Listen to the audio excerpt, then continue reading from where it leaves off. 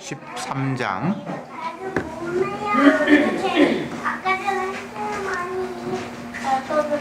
31절부터 35절까지 교독하겠습니다. 31절에 곧 그 시에 어떤 바리새인들이 나와서 이르되 나가서 여기를 떠나소서 헤롯이 당신을 죽이고자 하나이다.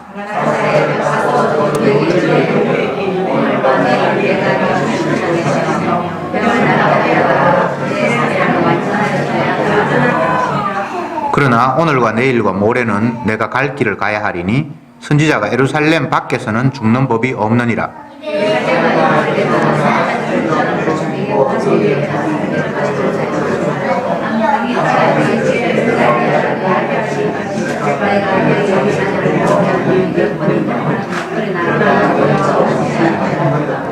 보라, 너희 집이 황폐하여 버림받으리라. 내가 너희에게 이르노니 너희가 주의 이름으로 오시는 이를 찬송하리로다 할 때까지 나는 나를 보지 못하리라 하시니라. 아멘.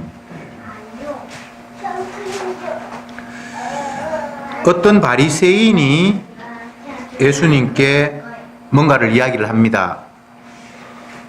빨리 예루살렘을 벗어나십시오. 헤롯이 당신을 잡아 죽이려고 합니다. 이런 정보를 알려주었습니다. 우리가 잘 아는 대로 헤롯은 당시에 갈릴리 지역의 이제 분봉 왕입니다. 로마의 통치하에 있지만 이스라엘 전체를 3등분해서 갈릴리 지역, 유대 지역, 또 다른 지역 이렇게 나누어서 그 유대인들 가운데 지도자를 세웠어요. 도지사를 세우듯이. 그래서 헤롯이라는 왕은 유대인을, 이스라엘 나라를 3등분을 하면 그 3등분 중에 갈릴리 지역의 이제 왕이에요. 근데 이 사람이 굉장히 악한 사람으로 소문이 났는데 우리가 잘 아는 대로 세례 요한이 헤롯에 의해서 목베어 죽임을 당하는 꽤 악명 높은 지역의 왕이었습니다. 바리새인이 예수님께 찾아와서 헤롯이 당신을 죽이려고 하니까 빨리 예루살렘을 떠나서 어디 조용한 곳에 피하면 살 수 있습니다 라고 이야기를 했습니다. 그러면 이 이야기가 정말 이 사람이 예수님의 생명을 지키려고 한 것인가? 그런 건 아닌 것 같아요. 계속 예루살렘 지역에서 뭔가를 이야기하고 사람들을 선동하고 서기관 바리새인들의 말발은 점점 더 약화되고 예수님의 말발이 민중들에게 먹혀들고 이게 권한이 자기들이 권한을 가지고 있었는데 점점 힘이 약해지니까 아마 예수님을 그 권한으로부터 비켜나게 하기 위해서 헤롯이 당신을 죽이려고 하니까 빨리 이 지역을 떠나면 좋겠습니다 라고 이야기를 한 것으로 볼 수 있습니다. 근데 예수님의 답이 재밌어요. 가서 그 여우에게 말해라. 그 여우라는 것은 헤롯이 자기를 죽인다고 하니까 그 헤롯에게 말해라. 오늘과 내일 내가 귀신을 쫓아내며 병을 낫게 하다가 제3일에는 완전하여 지리라. 이게 무슨 말입니까? 자기의 생명을 위협하는 사람이 있다고 알려주면 보통의 경우에는 고맙습니다. 내가 힘이 없으니까, 힘이 있으면 상대를 억압하지만 힘이 없으니까 왕이 자기를 죽이려고 하니까 힘이 왕보다는 없으니까 빨리 그 지역을 피하면 되는데 예수님이 엉뚱한 이야기를 해요. 그 헤롯에게 가서 이 얘기해라.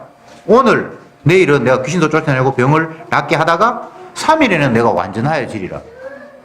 이게 도대체 자기 생명을 위협한다는 소식을 알려준 사람에게 대한 답이라고 하기에는 너무나 생뚱맞는 이야기예요. 차라리 죽이려면 죽여라. 난 죽는 거 겁 안 난다. 뭐 이렇게 이야기하면 무슨 말인지 이해가 되겠는데 오늘과 내일은 내가 병도 고치고 또 귀신도 쫓아낼 것이고 모레는 3일에는 내가 완전하여지리라. 3일 후에 완전하여진다는 것은 예수님께서 죽고 난 이후에 3일 만에 부활하셔서 온전히 자기의 메시아 되심을 온 만방에 전파하겠다라는 그런 의미인데 이 바리새인이 알아듣겠습니까? 지금 무슨 말인지 모르겠죠, 그죠? 쉽게 이야기하면 바리새인에게는 생명을 잃는 것보다 더 심각한 것이 없다고 생각하는 그에게 예수님은 전혀 생명이 심각하다고 여기지 않고 평소에 하던 대로 병도 고치고 귀신도 쫓아내고 그러다가 제3일에는 내가 완전하여진다. 그러니까 네 이야기대로 지금 빨리 안 피하면 당신 죽습니다라고 얘기했는데 나는 그런 데 신경 쓰지 않고 오늘 내일 내 할 일 하고 때가 되면 내가 죽을 거다. 이런 이야기를 하신 거예요. 그 다음에 하신 말씀이 그러나 오늘과 내일과 모레는 내가 내 갈 길을 가야 하리니 선지자가 예루살렘 밖에서 죽는 법은 없느니라. 자기 자신의 죽음을 기정사실화하고 있습니다. 인간들의 시각으로는 예수님이 사람들에게 잡혀서 죽는 거잖아요. 유대인들은 사람을 잡아 죽일 권한이 없으니까 로마 재판장에게 보내서 예수님을 잡아 죽이게 하잖아요. 근데 예수님은 너희가 나를 죽이는 것이 아니라 나는 스스로 죽는다. 이렇게 말씀하시는 거예요.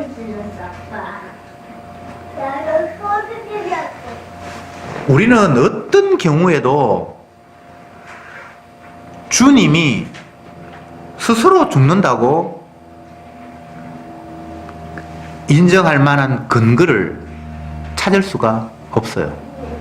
사람의 시각으로는 대부분의 유대인들이 예수님을 하나님을 모독하는 자라고 최종적으로 확정하고 자기가 죽일 수 있으면 죽이면 좋겠는데 자기들은 남의 나라에 속국이 되어 있으니까 사용할 수 있는 권한이 없고 그래서 로마의 재판장 앞에 끌고 가서 이 사람은 반드시 죽여야 합니다 라고 넘겨주었고 로마의 재판장은 여론이 그 사람을 죽여야 된다고 하니까 그러면 뭐 죽여라 라고 해서 예수님이 죽었으니까 누가 봐도 이건 예수님이 사람들에게 미움을 받아서 죽임을 당한 거예요. 그런데 예수님은 나는 스스로 죽는다, 죽었다 라고 평가를 하시고 결국은 주의 영이 임하지 않으면 주님의 관점은 영원히 볼 수 없는 겁니다. 정신 차리고 상황을 잘 분석하고 뭔가 열심히 살피면 주님의 안목을 가질 수 있을까? 그런 거 없습니다. 여러분 살피려고 생각하지 마세요. 안 돼요. 바람이 어디에서 와서 어디로 가는지 알지 못함 같이 성령의 임함도 이러하리라. 주의 영이 임하면 그냥 깨달아져요. 이건 방법이 없습니다. 노력해서 된다고요? 거짓말입니다. 열심히 연구해서 된다고요? 그런 거 없습니다. 들을 귀 있는 자는 들을지어다. 이 예수님의 말씀은 아무도 들을 귀가 없는데 내가 듣게 하는 자는 듣는다라는 말씀입니다. 청력으로 주님의 뜻을 들을 수는 없습니다. 육안으로 인간의 시력으로 주님이 하시는 일을 볼 수는 없습니다. 우리가 잘 아는 대로 성전 미문에 구걸하던 안전뱅이를 베드로와 요한이 성전에 가서 기도하려고 갔는데 앉아있는 그를 보면서 구걸을 했잖아요. 한 푼만 주십시오. 뭐 그렇게 얘기했겠죠. 그럴 때 베드로가 하는 이야기가 네가 원하는 은과 금은 내가 없다. 그러나 내가 너에게 줄 것이 있는데 그것은 나사렛 예수의 이름으로 일어나 걸어라. 이렇게 명함으로 말미암아 38년인가 긴 시간 동안 안전뱅이로 있었는데 벌떡 일어나서 성전 안을 뛰면서 주님을 찬양했어요. 그 광경을 분명히 본 사람이 있죠. 성전이니까 성전에 간 사람은 봤을 것이고 성전 바깥에서 뭐 하는 사람도 봤을 것이고 육안으로 보기에는 베드로가 엄청난 능력으로 평생을 안전뱅이에서 구걸하는 그를 일어서서 걷게 했어요. 육안으로 볼 때는. 그래서 베드로를 대단한 사람으로 받들려고 했는데 정작 베드로가 하는 말이 야, 이 사람들아, 내가 이 사람을 걷게 한 것처럼 나를 주목하느냐. 이 시각의 차이를 구분을 해야죠. 누가 봐도 육안으로는 베드로가 명령을 했고 그 사람은 그 명령과 더불어 벌떡 일어나서 걸어갔어요. 그러면 그 사람을 걷게 한 요인에 베드로는 중심인물이에요. 근데 정작 그를 걷게 한 베드로는 내가 한 게 아니라고 이야기해요.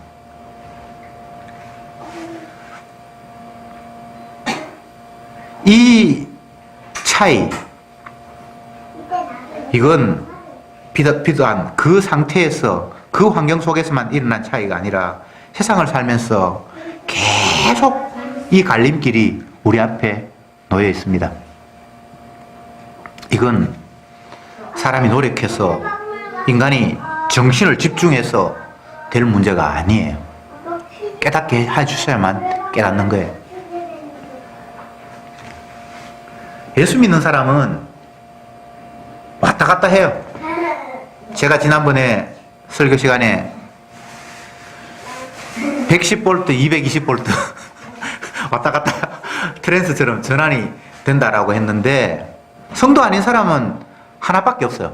육안으로 귀에 들리는 걸 듣고 보는 것 말고는 다른 게 없어요. 그러나 성도는 육을 가졌기에 보고 듣는 것도 있지만 주의 영이 역사하면 보지 못하는 것들을, 육안으로 볼 수 없는 것들을, 청력으로 들을 수 없는 것들을 듣게 되는 일이 발생해요. 그게 성령의 역사고 바람이 어디서 와서 어디로 부는지 알지 못한 것 같이 성령이 임할 때 그런 현상이 일어나는 거예요. 그런데 거짓 성도는 계속해서 보고 들을 수 있는 것처럼 말해요. 그거 거짓말입니다. 완전히 한쪽으로 고정되지 않아요. 다시 육으로 돌아가요. 성령이 임할 때만 다시 트랜스가 전환되듯이 잠깐 보일 뿐이지, 예수 내가 몰랐을 때는 육안으로밖에 볼 수 없었고 듣는 귀밖에, 그냥 귀에 들리는 것밖에 못 들었는데 이제 내가 예수 믿었으니까 영적인 걸 본다. 그래서 마치 자기는 늘 영적인 사람인 것처럼 이야기하는데 그거 거짓말입니다. 여러분 그렇게 되던가요? 근데 왜 그렇게 거짓말 시켜요? 안 믿어지니까, 그게 안 보이니까 자꾸 그렇게 우기는 거예요. 솔직하셔야죠. 나는 안 보인다.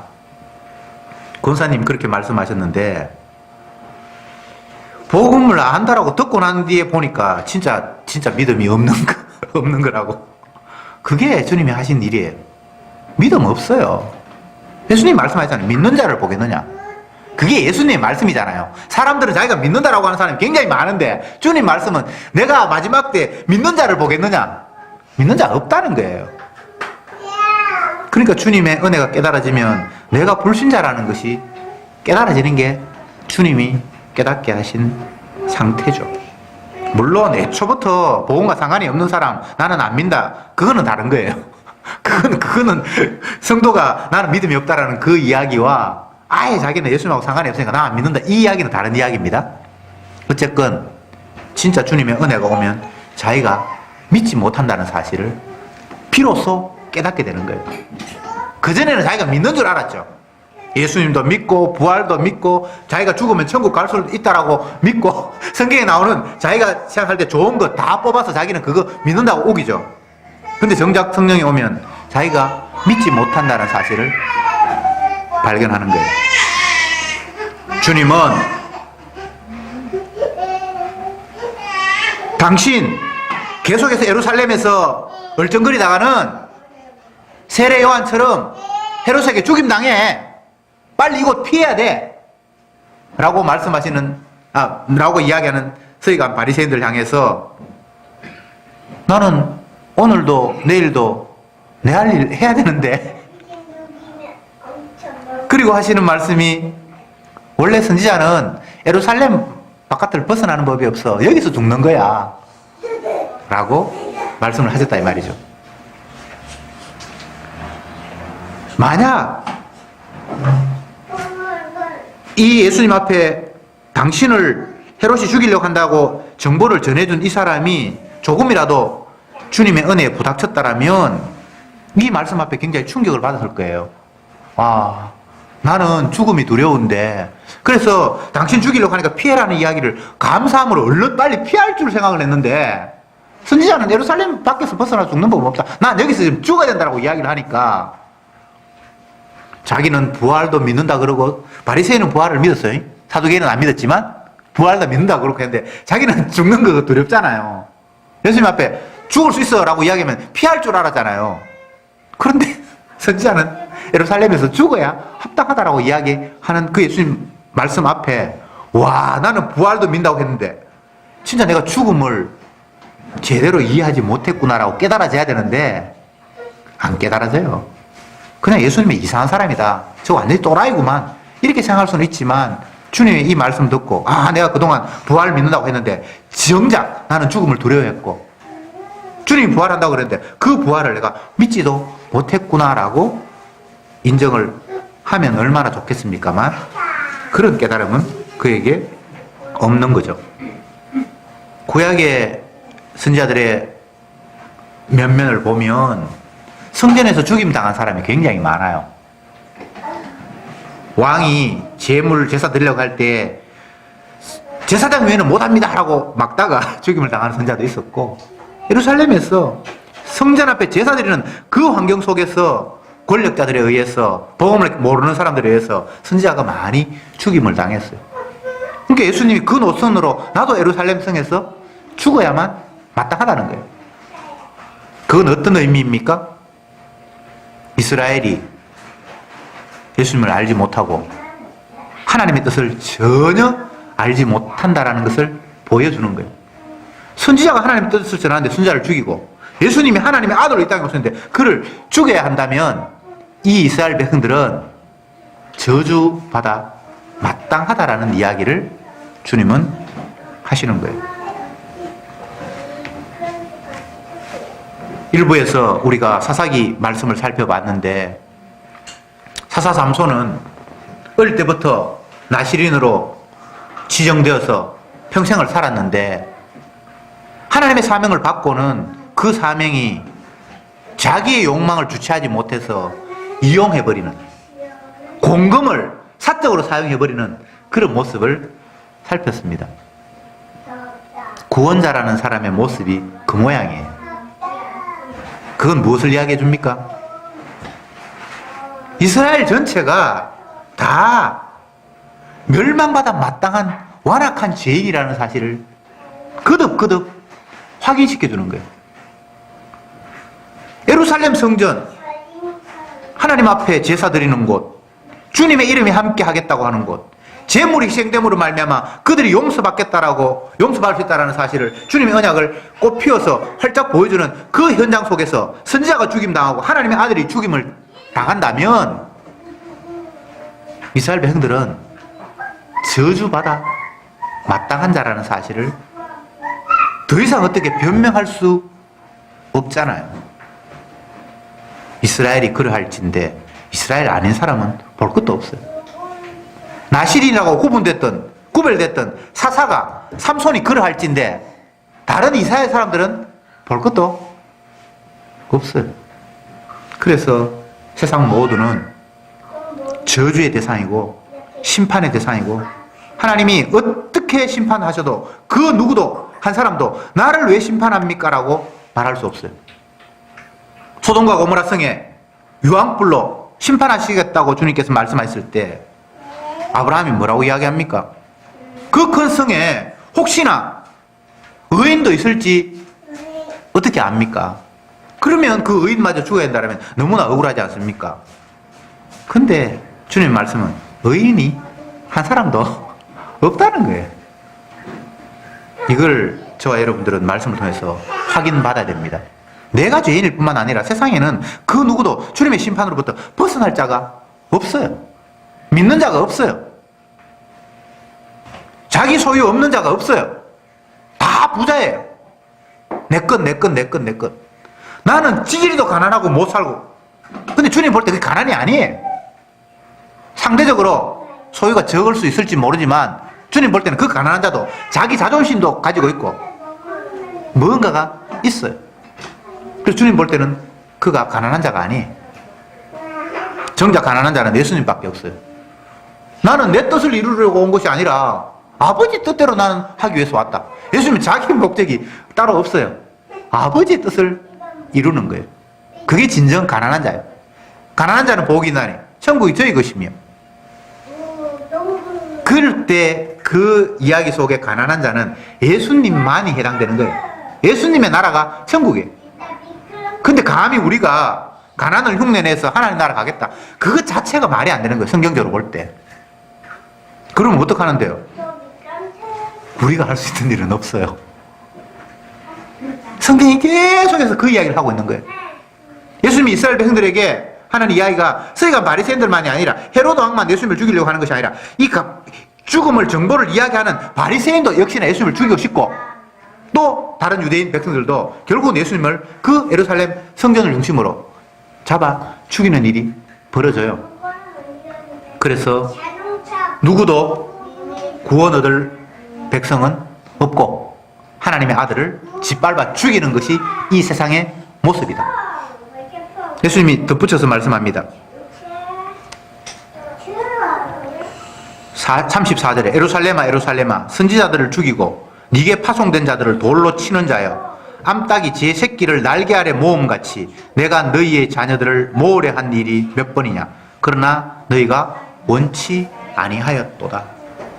계속해서 예수님은 그들을 품으려고 그 날개 그늘 안에 숨겨서 용납하시려고 하는데 그들은 그걸 원치 않고 주님의 품을 떠나갔다는 거예요. 왜 떠나갑니까? 지가 원하는 대로 자기 소유를 갖고 싶은 거예요. 주님의 품 안에 있으면 자기 게 없잖아요. 그래서 자기 것 찾으려고 주님의 품을 떠나는 거예요. 마치 청소년들이 부모 간섭 싫어서 가출하듯이 자꾸 떠나는 거예요. 그게 이스라엘의 모습이라는 거예요. 이스라엘이 그를 할진데 다른 사람들은 볼 것도 없어요. 이게 내가 이 땅에서 죽지 않으면 안 되는 이유다라고 이야기하는 거예요. 구원이 인간들의 생각으로는 이 세상 사람들을 쭉 살펴보니까 저 인간들은 도저히 가능성이 없어. 그러니까 너희들은 지옥. 그런데 저쪽에 보니까 나름대로 애쓰고 노력하고 주님 보실 때는 미흡하지만 다른 사람들과 비교했을 때는 힘쓰고 애쓰니까 그래 내가 너희들 노력을 가상해서 내가 구원해 줄게. 이게 인간들이 생각하는 구원일 수 있어요. 그러나 성경에서 말씀하시는 주님의 구원은 그 어떤 인간도 구원 얻을 가치가 하나도 없는 거예요. 똑같이 선지자를 예루살렘 성전에서 죽이고 주님이 자기 새끼를 날개 아래 품으려고 해도 그 품을 벗어났다는 거예요. 이게 세상이라는 거예요. 구원 얻을 가치가 있는 사람이 단 한 사람도 없다는 거예요. 그래서 예수님이 십자가에 죽을 이유가 확실해지는 거예요. 무엇이 복입니까? 반대로 무엇이 저주입니까? 우리는 날마다 선학적인 개념으로 복과 저주를 계산을 해봅니다. 소유가 늘어나고 내 삶의 환경이 안전하고 내 마음 상태가 평온을 유지하고 이러면 이게 복이고 그와 반대로 가면 그건 저주다라고 생각을 하죠. 근데 주님이 말씀하시는 복은 그런 게 아니에요. 시편에도 나오고 그 시편을 사도 바울이 인용하면서 로마서에서 말씀하시기를 다윗이 말한 바 그 죄가 사함을 받고 그 허물이 가리움을 받은 자가 복이 있다.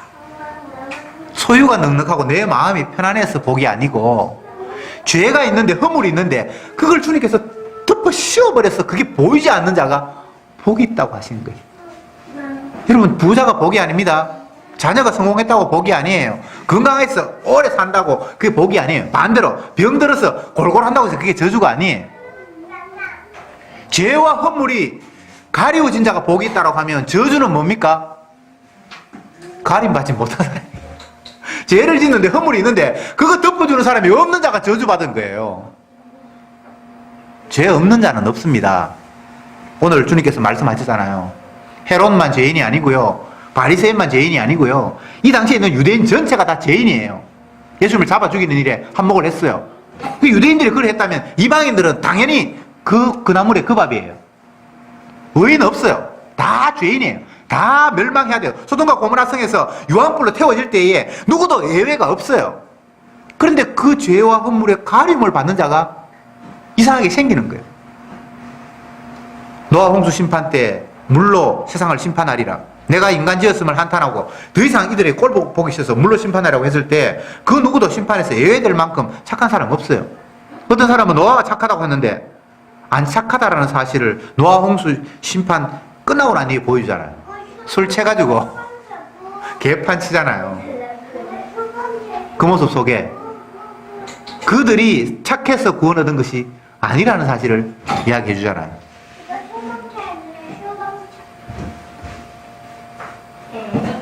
그런데 주님은 아버지가 택한 백성이 있고 그를 내가 어떤 방법을 동원해도 구원해야 되니까 그의 죄를 씻기 위해서 내가 죽어야 한다는 것이 복음이에요. 십자가의 의미는 그렇게 다가오는 거예요. 내가 십자가 믿어서 구원이 있는 게 아니에요. 내가 예수님을 영접해서 구원이 되는 게 아니에요. 예수님이 아버지가 맡긴 생명을 위해서 대신 십자가의 죽음으로 말미암아 구원은 완성이 됐어요. 그가 채찍에 맞음으로 우리가 나음을 입는 거예요. 그가 징계를 받음으로 우리가 평화를 누리는 거예요. 내가 특별하게 어려운 일도 없고 가정이 비교적 화목하고 외부의 환경이 나를 괴롭히는 게 없으니까 평안하다. 그건 주가 말씀하시는 평안이 아니에요. 그가 징계를 받아서 내게 징계가 없는 이 상태가 주님이 말씀하시는 평강이에요.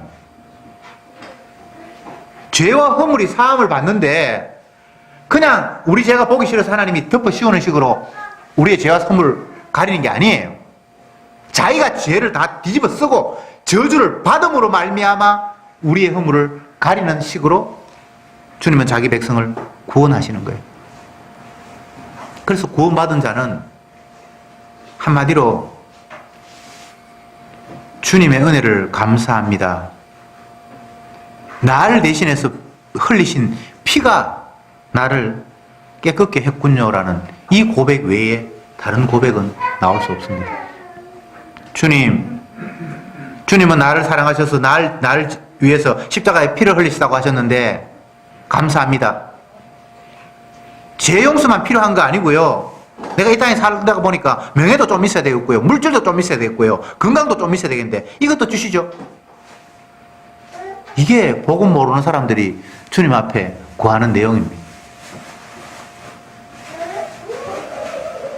주님의 은혜가 자기 백성을 덮칠 때 하나밖에 없어요. 내 죄 때문에 예수님이 죽지 않으면 안 됐구나라는 그 사실이 깨달아지는 거예요. 그와 함께 감사와 감격이 터쳐나오는 거예요. 성령이 오면 내 그 모습이 얼마나 완악한 죄악이었던가가 깨달아지고 그러면서 이 죄를 위해서 예수님이 피 흘렸다는 사실이 감격으로 다가오는 게 성령의 역사예요. 성령의 역사는 나를 슈퍼맨으로 만들고 기도원처럼 엄청난 힘을 제공하는 게 성령의 역사가 아니에요. 어떤 사람에게는 힘을 주시고 어떤 사람에게는 지혜를 주시고 어떤 사람에게는 지위를 허락하시고 어떤 사람에게는 건강을 주시고 또 어떤 사람에게는 또 다른 무엇을 주시고 하지만 그게 성령의 역사라고 판단하기는 일관성이 없어요. 만약 삼손이 성령이 역사하셔서 힘을 가졌다 그러면 힘을 가지고 성령이 역사하심이라고 역으로 추적한다면 그건 답이 아니잖아요. 성령이 역사하는데 힘없는 사람도 많잖아요. 성령의 역사는 그런 게 아닙니다. 다시 말씀드리지만 성령이 우리에게 찾아올 때에 내가 얼마나 완악한 죄인인가가 폭로되고, 근데 이 죄를 위해서 예수님이 대신 십자가에 피 흘렸다라는 그 은혜가 같이 다가옴으로 말미암아 그 성도에게 유일한 기대와 희망은 우리를 위해서 피 흘리신 예수님, 그것 외에 다른 것이 보이지 않는 그 상태가 성령께서 자기 백성을 사로잡으신 순간입니다. 바라건대 이번 한 주간도 순간순간 주님의 은혜가 우리를 덮쳐서 십자가의 은혜만 우리에게 유일한 기쁨이요 소망임을 깨닫는 삶이 되기를 바랍니다. 기도합시다. 주님, 감사합니다. 어떤 인간도 예수님의 이 땅에 오심의 의미를 파악하지 못했고, 주님이 왜 굳이 가장 비참한 모습으로 십자가에서 저주받는 모습으로 죽어야 하는지를 몰랐습니다. 인간들의 인식으로는 예수님이 하나님을 모독했고 이스라엘의 수많은 시간 동안 내려왔던 전통과 역사를 짓밟았던 죄로 죽어야 마땅한 자라는 사실을 깨닫는 것 외에는 달리 예수님을 알지 못했습니다. 그러나 주님은 우리가 얼마나 완악한 죄인인가를 보여주기 위해서 십자가에서 죽으셨습니다. 그리고 당신을 죽인 백성 가운데 택한 자가 있어서 그들의 죄를 당신의 피로 덮으셨습니다. 어리석은 저들에게 그 십자가의 의미를 조금이나마 알게 하시고 깨닫게 하시니 참으로 감사합니다. 더는 내 목적 위해서, 내 소유 위해서 달려가는 어리석은 자가 되지 않도록 온전히 주님만 찬송하며 주님께만 감사할 수 있도록 저들을 이끌어 주옵소서. 예수님의 이름으로 기도합니다. 아멘.